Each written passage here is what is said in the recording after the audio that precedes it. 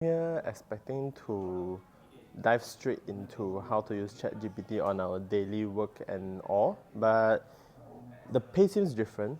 It's more about introduction of how you can use and all the applications, and I think it's a very great step forward actually. It beats my expectation to some extent on how I can use the premium version and also free version to my own personal ability, corporate ability, and also for my project usage.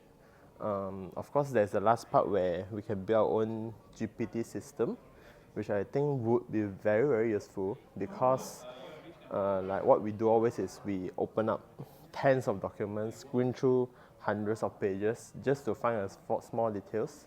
But if we can just load up all this information into our own ecosystem in the GPT, we can just prompt it out, and I mean that would save me at least 1 day of effort.